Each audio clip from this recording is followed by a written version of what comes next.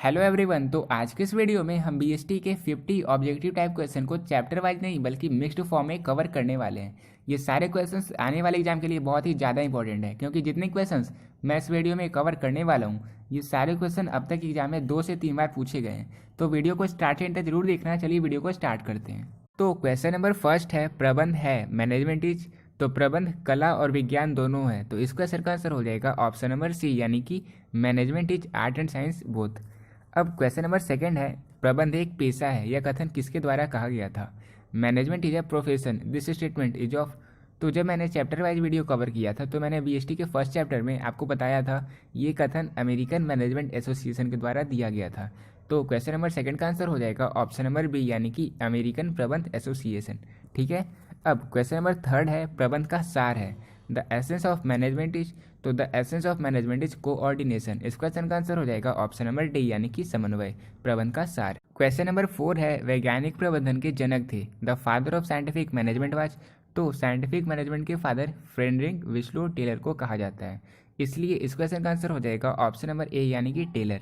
लेकिन अगर क्वेश्चन में ये पूछा जाए the father of administrative management was, तो उस केस में इस क्वेश्चन का आंसर हो जाता है ऑप्शन नंबर सी, यानी कि हेनरी फयोल। ठीक है, तो ये बात आप लोग ध्यान रखना। फिर क्वेश्चन नंबर 5 है, हेनरी फयोल के प्रबंध का सिद्धांत है, Henri Fayol principle of management are. तो ये टोटल 14 प्रिंसिपल थे, जो जब मैंने सब्जेक्टिव की वीडियो कवर किया था वहाँ मैंने आपको बताया था। ठीक है, तो आप उस वीडियो को एक बार देख सकते हो। ये सारे क्वेश्चन मैंने जब चैप्टर वाइज वीडियो कवर किया था तो मैंने कवर कर लिया था। तो इस क्वेश्चन का आंसर हो जाएगा ऑप्शन नंबर सी, यानी कि 14। अब क्वेश्चन नंबर 6 है, हेनरी फयोल का जन्म हुआ था, Henry Fayol was born in. तो हेनरी फयोल फ्रांस में इनका जन्म हुआ था और ये एक माइनिंग इंजीनियर थे। ठीक है, तो इस क्वेश्चन का आंसर हो जाएगा ऑप्शन नंबर बी, यानी कि फ्रांस में।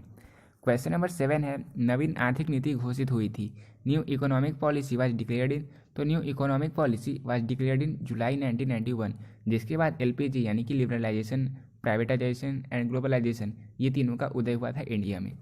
अब क्वेश्चन नंबर 8 है, भारत में उदारीकरण नीति रही है, liberalisation policy in India has been. तो ये खासी सफल रही है, तो इस क्वेश्चन का आंसर हो जाएगा ऑप्शन नंबर ए, यानी कि सक्सेसफुल।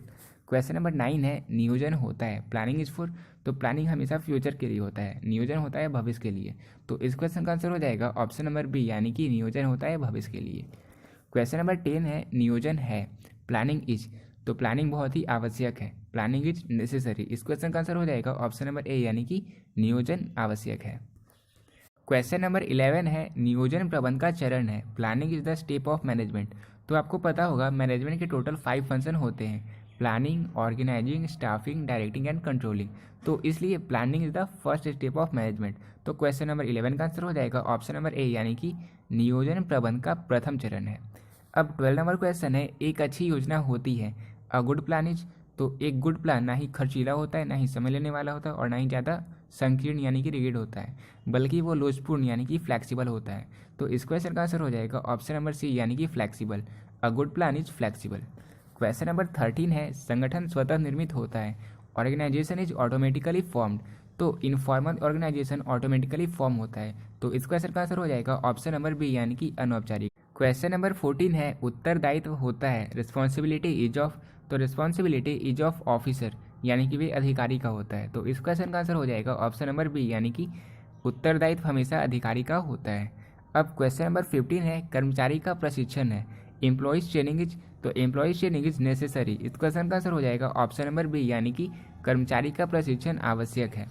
क्वेश्चन नंबर 16 है, मानव संसाधन प्रबंधन में सम्मिलित है, ह्यूमन रिसोर्स मैनेजमेंट इंक्लूड। तो ह्यूमन रिसोर्स में यानी कि एचआरए में रिक्रूटमेंट, सिलेक्शन एंड ट्रेनिंग, ये तीनों आते हैं। तो इस क्वेश्चन का आंसर हो जाएगा ऑप्शन नंबर डी, यानी कि ऑल ऑफ दिस। अब 17 नंबर क्वेश्चन है, विकास का उद्देश्य है, ऑब्जेक्टिव ऑफ डेवलपमेंट इज। तो the objective of development is to increase in knowledge, better performance and opportunity for promotion. यानी कि ये तीनों कथन सत्य हैं, ये तीनों विकास के उद्देश्य हैं। तो इस क्वेश्चन का आंसर हो जाएगा ऑप्शन नंबर डी, यानी कि ये सभी। अब 18 नंबर क्वेश्चन है, पर्यवेक्षण एक तत्व है, supervision is an element of. तो supervision is an element of direction. तो इस क्वेश्चन का आंसर हो जाएगा ऑप्शन नंबर सी, यानी कि पर्यवेक्षण निर्देशन का एक तत्व है। अब 19 नंबर क्वेश्चन है, पर्यवेक्षक कर्मचारियों का है, supervisor is of the workers. तो supervisor is worker, friend, guide and philosopher. तो इस क्वेश्चन का आंसर हो जाएगा ऑप्शन नंबर डी, यानी कि ये सभी, पर्यवेक्षक कर्मचारियों का मित्र, मार्गदर्शक और दार्शनिक तीनों है। अब 20 नंबर क्वेश्चन है, नेता होता है, द लीडर इज, तो इंटरप्रेनर की तरह ही लीडर भी बाई बर्थ एंड मेड दोनों होता है। तो इस क्वेश्चन का आंसर हो जाएगा ऑप्शन नंबर सी, यानी कि जन्मजात से एवं बनाया जाता है दोनों। 21 नंबर क्वेश्चन है, निम्न में से कौन सा निर्देशन का तत्व नहीं है? Which of the following is not an element of direction? तो motivation, communication and supervision, all these three are the element of direction, लेकिन डेलीगेशन निर्देशन का तत्व नहीं है, यानी कि इस क्वेश्चन का आंसर हो जाएगा ऑप्शन नंबर सी, यानी कि भारार्पण निर्देशन का तत्व नहीं है। अब 22 नंबर क्वेश्चन है, निर्देशन के प्रमुख तत्व हैं। तो निर्देशन के टोटल 4 प्रमुख तत्व हैं, यानी कि main element of direction are 4। तो इस क्वेश्चन का आंसर हो जाएगा ऑप्शन नंबर सी, यानी कि 4। अब 23 नंबर क्वेश्चन है, संदेशवाहक जाल के प्रकार होते हैं। The type of communication network are, तो there are 4 type of communication network. ठीक है, तो इस क्वेश्चन का आंसर हो जाएगा ऑप्शन नंबर बी, यानी कि 4। 24 नंबर क्वेश्चन है, नियंत्रण प्रबंध का कार्य है। Control is the function of management. तो planning, organising, staffing, directing and controlling, इस तरह से controlling is the last function of management. तो इस क्वेश्चन का आंसर हो जाएगा ऑप्शन नंबर बी, यानी कि नियंत्रण प्रबंध का अंतिम कार्य है। अब 25 नंबर क्वेश्चन है, नियंत्रण प्रबंध की कार्य है control function of management is, तो ये कंपलसरी है, ये अनिवार्य है। इस क्वेश्चन का आंसर हो जाएगा option number A.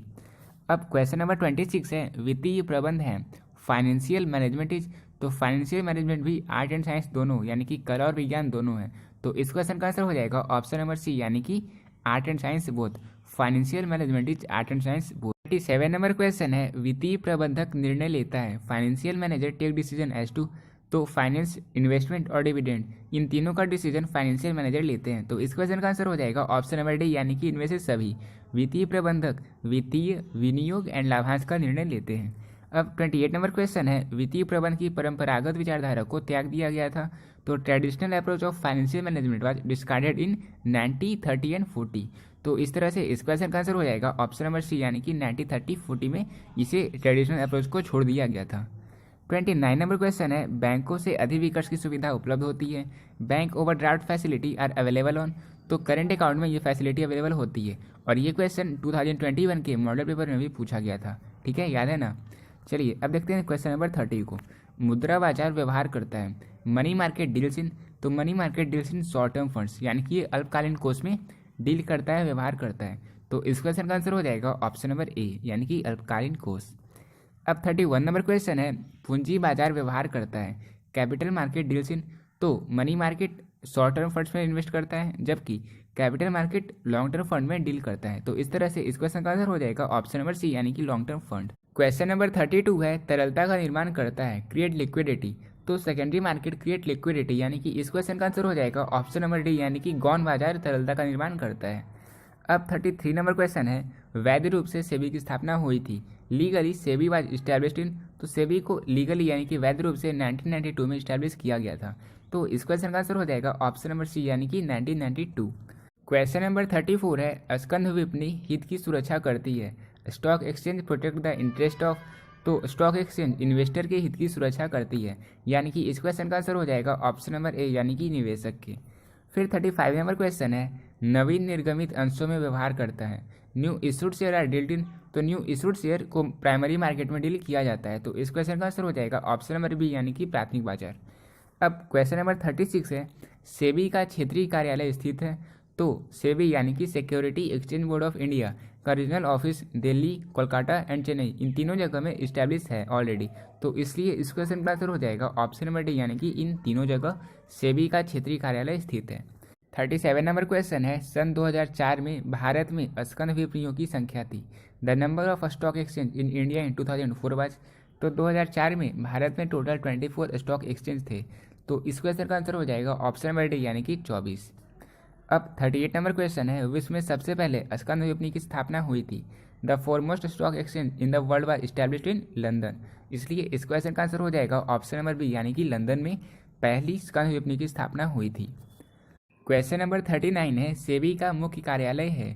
Head office of SEBI is in, तो सेबी का मुख्य कार्यालय मुंबई में स्थित है। तो इस क्वेश्चन का आंसर हो जाएगा ऑप्शन नंबर बी, यानी कि मुंबई में।